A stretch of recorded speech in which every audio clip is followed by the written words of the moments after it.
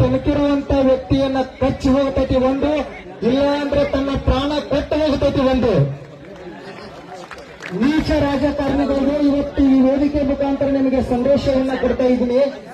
ಕಳೆದ 4-5 ವರ್ಷಗಳ ಹಿಂದೆ ಕೆಲವೊಂದಿಷ್ಟು ರಾಜಕಾರಣಿಗಳು ಬೆಂಗಳೂರು ವಿಧಾನಸೌಧವನ್ನ ಪ್ರವೇಶ ಮಾಡಬೇಕಾದ್ರೆ ಪ್ರಥಮದಲ್ಲಿ ಈ ಹಸಿರ ಶಾಲನ್ನ ಹೊರಕೊಂಡು ನೀವು ಪ್ರತಿಜ್ಞಾ ವಿಧಿಯನ್ನ ಸ್ವೀಕಾರ ಮಾಡಿದ್ರಿ, ರೈತನ ಮೇಲೆ ಆಣೆಯನ್ನ ಮಾಡಿ. ಅದಾದ ತಕ್ಷಣ ಕೆಲವೊಂದಿಷ್ಟು ರಾಜಕಾರಣಿಗಳು ಪಾರ್ಲಿಮೆಂಟ್ನಲ್ಲಿ ಅಧಿವೇಶನಕ್ಕೆ ಹೋಗಬೇಕಾದ್ರೆ ಹಸಿರು ಶಾಲನ್ನ ಹಾಕೊಂಡು ಒಳಗಡೆ ಅಧಿವೇಶನಕ್ಕೆ ಹೋಗ್ತಾರೆ, ಮಾರನೇ ದಿನ ಪತ್ರಿಕೆಯವರು ಬರೀತಾರೆ.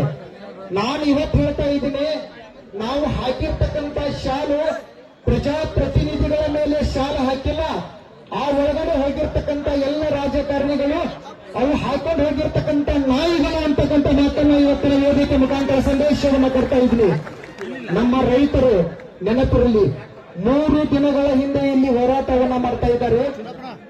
ಈ ಭಾಗದ ರೈತರು ಟಾರ್ ರೋಡಿನ ಮೇಲೆ ರಾತ್ರಿ ಮಲ್ಕೊಂಡ್ರು. ನೀವೆಲ್ಲ ರಾಜಕಾರಣಿಗಳು, ಫ್ಯಾಕ್ಟರಿ ಮಾಲೀಕರು ನಿಮ್ಮ ಹೆಣ್ಣರ ಮಕ್ಕಳ ಜೊತೆ ಕೂಡಿಕೊಂಡು ಎಸಿ ರೂಮಲ್ಲಿ ನೀವು ಮಲಗ್ತಾ ಇದ್ರಿ. ಈ ಟಾರ್ ರೋಡ್ ಮೇಲೆ ರೈತ ಬಂಧುಗಳು ಅನ್ನವನ್ನ ಬೇಯಿಸಿ ಬಂಧಿಸಿ ಒಟ್ಟಿಗೆ ಹಾಕೊಂಡ್ರು. ನೀವೆಲ್ಲರೂ ಚಿನ್ನದ ಕಟ್ಟೆಯಲ್ಲಿ ಊಟ ಮಾಡ್ತಾ ಇದ್ರಿ. ನೀಚ ರಾಜಕಾರಣಿಗಳು, ಫ್ಯಾಕ್ಟರಿ ಮಾಲೀಕರೇ, ನೀವು ಮಾಡಿರ್ತಕ್ಕಂಥ ಬೇರೆ ಪಾಪದಿಂದ ನೀವು ಶಮನ ಆಗ್ಬೋದು, ಬೇರೆ ಪಾಪದಿಂದ ನೀವು ತಪ್ಪಿಸ್ಕೋಬಹುದು. ಈ ರೈತರ ಪಾಪ, ಈ ರೈತರ ಶಾಪ ಅಂತಕ್ಕಂಥದ್ದು ಏನಿದೆಯಲ್ಲ, ಇವತ್ತಿಗೆ ನಾಳಿಗೆ ನಿಮ್ಮನ್ನ ಬೀದಿಗೆ ಬಿಡುವುದಿಲ್ಲ ಅಂತಕ್ಕಂಥ ಮಾತನ್ನ ಈ ಸಂದರ್ಭದಲ್ಲಿ ನಾನು ಸಂದೇಶವನ್ನು ಕೊಡ್ತಾ ಇದ್ದೀನಿ. ಎಷ್ಟು ವಿಚಿತ್ರವಾಗಿದೆ. ನಮ್ಮ ರೈತರು ನಿಮ್ಮ ತರ 10 ಕೋಟಿ ಕೆಲಸ ಕೊಟ್ಟ ಕಾಂಟ್ರಾಕ್ಟರ್ ಕಮಿಷನ್ ಕೇಳ್ತಾ ಇಲ್ಲ, ತಹಸೀಲ್ದಾರ್ ಆಫೀಸಿನಲ್ಲಿ ಕಮಿಷನ್ ಕೇಳ್ತಾ ಇಲ್ಲ, ಪೊಲೀಸ್ ಠಾಣೆಯಲ್ಲಿ ಕಮಿಷನ್ ಕೇಳ್ತಾ ಇಲ್ಲ. ಕಷ್ಟಪಟ್ಟು ನಾವು ಬೆಳೆದಿರ್ತಕ್ಕಂತಹ ಬೆಲೆಗೆ ಬೆಲೆ ಕೊಡಬೇಕಂತಕ್ಕಂಥ ಹೋರಾಟವನ್ನ ಮಾಡ್ತಾ ಇದ್ದಾರೆ.